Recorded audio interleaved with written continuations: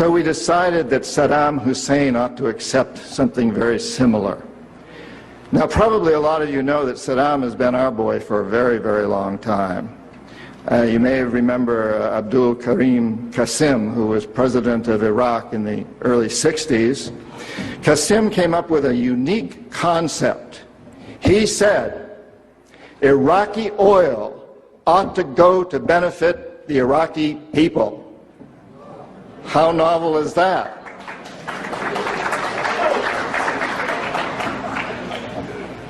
But we didn't like that very much.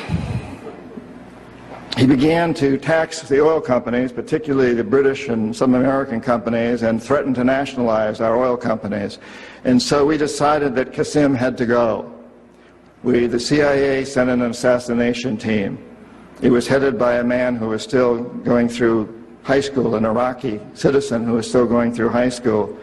They riddled Qasim's car with bullets on the streets of Baghdad and missed him.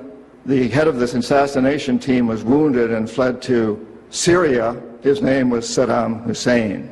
He was a CIA agent in those days, an assassin for us. He failed. He was our boy. He was our man.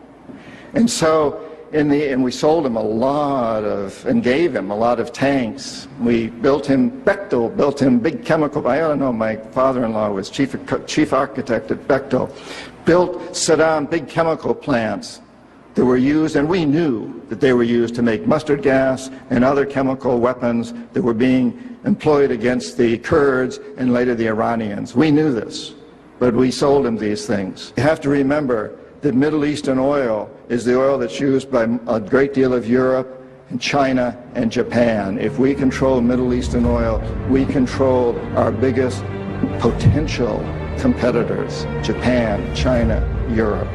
So it's very important that we do that.